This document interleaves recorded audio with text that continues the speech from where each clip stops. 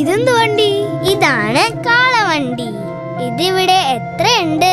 പച്ചക്കറിയും വൈക്കോലും ഒക്കെ കൊണ്ടുപോവാൻ. രേണു പറഞ്ഞ കാര്യങ്ങൾ ചെയ്യാൻ ഇത്തരം വണ്ടി മതി. പുകയില്ല, ടീച്ചർ പഠിപ്പിച്ച അന്തരീക്ഷ മലിനീകരണം ഉണ്ടാവില്ല. നല്ലതെല്ലാം നാട്ടിലാ ഉള്ളത്. നിറച്ചും മരങ്ങളുണ്ട്, ഇത്തരം വണ്ടികളുണ്ട്.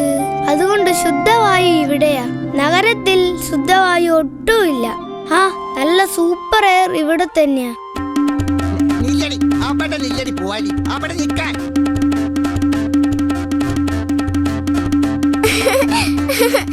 ഇത് നാണുമാമനാ. ഈ കാഴ്ച എന്നും കാണാം. രേണു, നമുക്കവരെ സഹായിക്കാം. അങ്കിൾ അതിനെ പിടിച്ചു കെട്ടാൻ ഞങ്ങളും സഹായിക്കാം. അതൊന്നും വേണ്ട മക്കളെ. ഇവളുടെ ഈ ഓട്ടം ഇച്ചിരി ഇളം പുല്ല് കാണുമ്പോ തീരും. ഓളും ഇടുക്കിയ നിറയെ പാലും തരും. മാമൻ പോയി അവളെ പിടിക്കട്ടെ മക്കളെ. ഞങ്ങൾക്കവിടെ പാൽപ്പൊടിയാ. ചിലപ്പോൾ പാക്കറ്റ് പാലും കിട്ടും. അതൊക്കെ ശുദ്ധമായിരിക്കില്ലെന്ന് അമ്മ പറയാറുണ്ട്.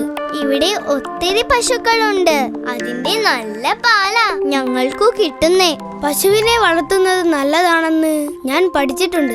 ശുദ്ധമായ പാലും കിട്ടും, ചാണകവളവും കിട്ടും. വീട്ടുകാർക്ക് വരുമാന മാർഗവുമാണ്. ശരിയാ, അതൊക്കെ ഞാനും പഠിച്ചിട്ടുണ്ട്.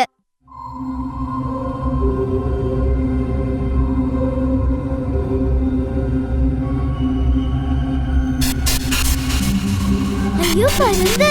കോഴിക്കുഞ്ഞുങ്ങളെ രാജാനാ. പോ പരുന്തേ, പോ.